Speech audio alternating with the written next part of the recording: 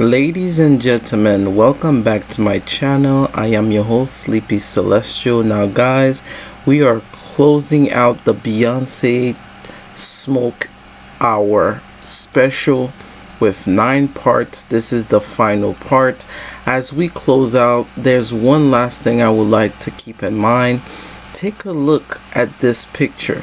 As I mentioned in episode 8, the land of Echoville, which was featured and when Beyonce was going through the transition of Renaissance during the Cowboy Carter tour, there's so many speculations to what I think Act 3 is gonna bring. I also mentioned that horse that was ride on when Beyonce changed due to the malfunction of the 16 carriages car. I think that horse itself was also the instrument of Act 3, which is the Bronze era. So she's going by these color based on these different stages. Like I said, Chardonnay is now reaching a state to return to the barn, and we know that Cowboy Carter ended a couple of months ago.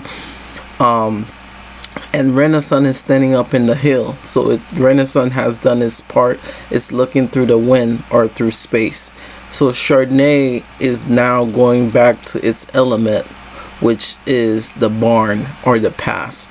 Now, one thing that could conclude from this entire theory is that after Act 3, I think this is when the actual visioning or the visionary that Beyonce is.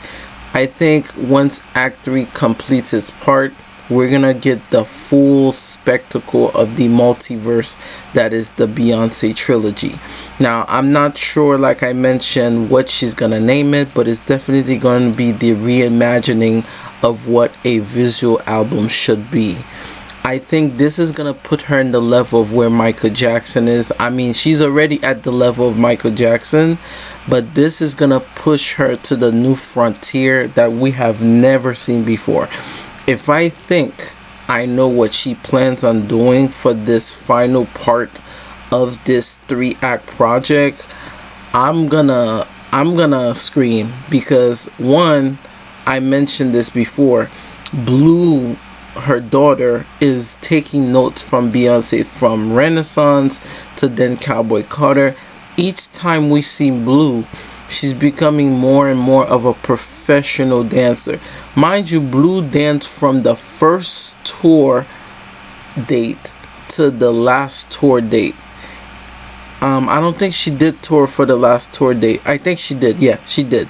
Because that's when Destiny's Child brought out Blue. And it's crazy that Blue is also Destiny's Child. Like, that is insane to me to think about. Like, when I look at Blue, I'm like, damn, we're getting old, guys. Because Beyonce gave birth to Blue back in 2011 or 12. I think it's within those range.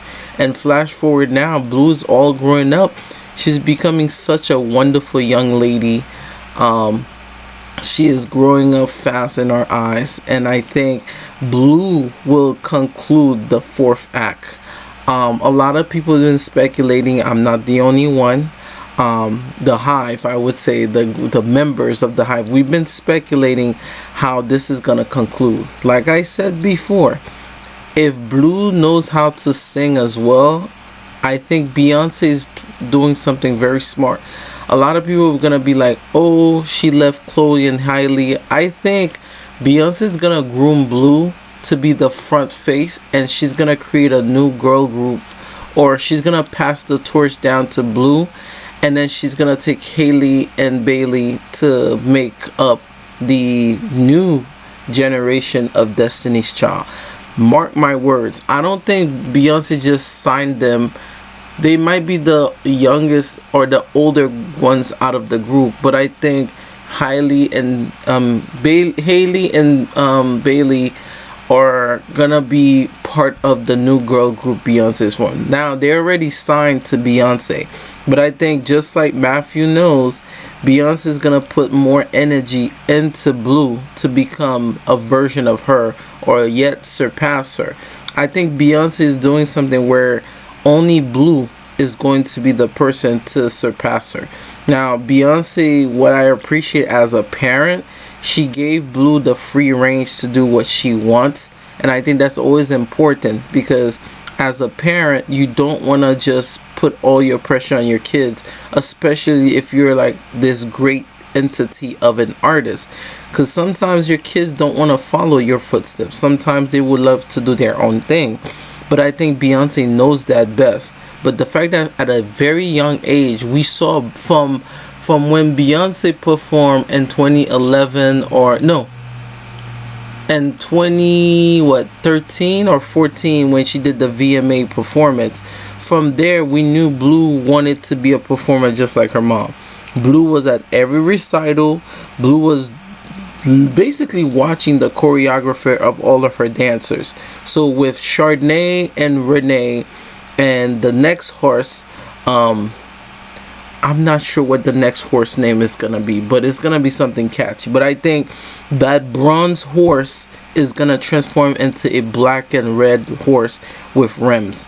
This will make perfect sense with the motorcycle that she left with the chapter 4 of the Levi's commercial. And then, like I said before, this carousel horse does not belong into the era that we think it do. I think that horse, and if I think I'm right, that horse belongs in Act 3.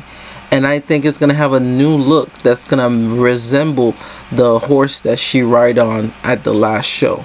Like I said, and like I mentioned again, this album, starting off with Cowboy Carter as the resistance, and then Renaissance as the reflection, and Act 3 as the revolution. The fight between Act 1 and Act 2 will conclude into the revolution. And then after these three, what comes after? You know, with the three primary colors, like I mentioned in the past, I think that Beyonce plans on doing something even more greater than we expect. But this concludes the finale. Like and subscribe, and I'll see you guys soon.